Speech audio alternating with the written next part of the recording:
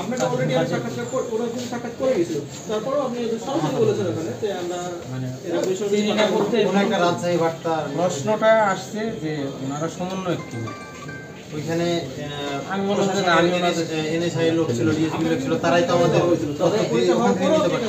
তবে যাই হোক, আজকে যাই হোক। প্রেস আছে, আমি একটা কথা বলি। অন্যভাবে হয়তো কথাটা আসছে। আমাদের চাপায় আন্দোলন যখন হয়, আমাদের চাপায় মানে লিস্টেড কোনো সমন্বয়ক ছিল না, এখনো কোনো সমন্বয়ক নাই। কেউই সমন্বয়ক পরিচয় দিতে এসে কোনো জায়গায় চাঁদাবাজি বা কোনো কাজ করতে চায়, অবশ্যই আপনারা তাদেরকে জবাবদিহিতা আনবেন। আমাদের বৈষম্য বিরোধী ছাত্র আন্দোলনের ব্যানারে একটি আহ্বায়ক কমিটি গঠিত হয়েছে চাঁপাইনবাবগঞ্জ জেলায়।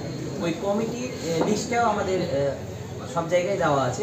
ওই লিস্টের অনুযায়ী মানুষগুলো কাজ করছে। চাঁপায় সমন্বয়ক বলে কিছু নাই, আহ্বায়ক কমিটি আছে, কমিটি আছে, কমিটি অনুযায়ী কাজ করছে। ও যেমন মুখ্য সংগঠক, ইনি হচ্ছে আমাদের আহ্বায়ক, আমি সদস্য, সেভাবে কাজ করছে।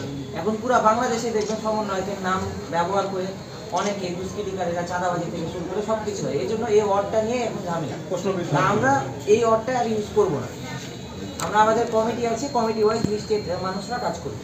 এই জিনিসটা সবচেয়ে ভালো হবে যে মনে করি প্রশ্নবিদ্ধ যেন না হয়। জি অবশ্যই। আর আরেকটি বিষয় যেটা হচ্ছে যে জমির দলিল করতে যে বাড়তি টাকাটা নেওয়া হয়, সে বিষয়ে এখানকার যারা সমিতির লোকজন রয়েছে তারা আমাদের সাথে যোগাযোগ করেছে।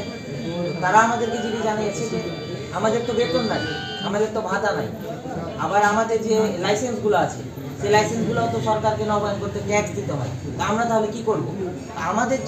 আমাদের জায়গা থেকে আমরা যে জিনিসটা জানিয়েছি যে আচ্ছা, আপনাদের অবশ্যই এটা একটা চার্জ নিতে হবে, কিন্তু এই যে আপনারা চার্জ নিচ্ছেন, এই চার্জের তো কোনো নির্দিষ্ট পরিমাণ নাই। আপনারা একটা দলিল যখন করবেন, দলিল তো বারবার একই দলিল একই কাজই করছেন, কিন্তু মানুষ ভেদে আপনারা টাকা নেন। একজন কম শিক্ষিত লোক আসলে আপনি পারলে তার কাছ থেকে 10,000 টাকাও নিয়ে নেন। একজন মধ্যবিত্ত মানুষ আসলে 5,000 টাকা নিচ্ছেন।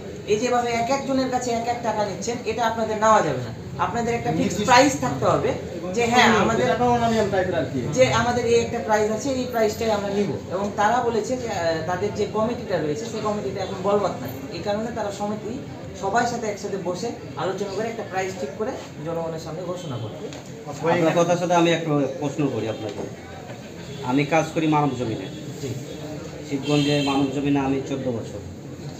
প্রশ্নটা আসলো যে যারা মোহরিন রয়েছে বা দলিল লেখক রয়েছে, তাদের বলছেন যে নির্দিষ্ট কোনো ভাতা নেই, তারা কিসের জন্য কাজ করতেছে?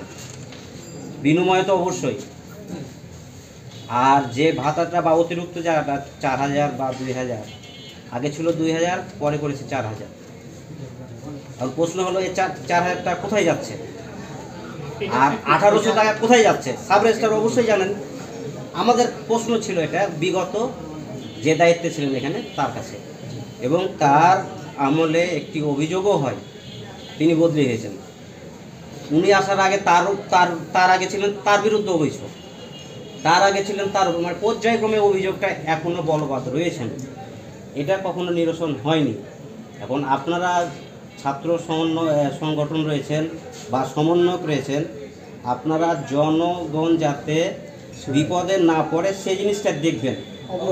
আমরা তো আছি আপনাদের সাথে, মিডিয়া জনগণের সাথে আছে, কোনো করাপ্টেড মানুষের সাথে নেই।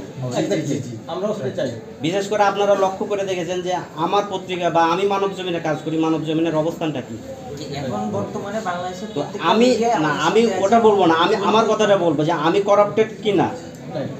আমার কথা বলবো, যিনি আপনাকে বলেছেন যে আমাদের ভাতা নাই, তাহলে ওনার সাথে আমাদেরকে একটু কন্ট্যাক্ট করে দেন, আমরা কথা বলবো। হ্যাঁ ঠিক।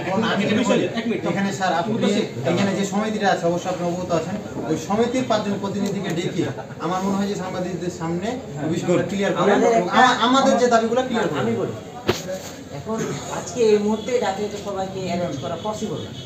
এখানে মূল যিনি আছেন,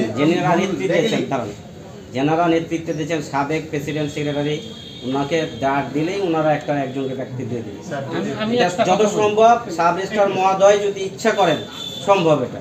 আমি একটা কথা বলি। হ্যাঁ বলেন। যে সমন্বয়ক ভাই যারা আসছিলেন তারা যে সমস্ত বিষয়ে আমার কাছে অবতারণা করেছেন, এটা ঠিকই আছে।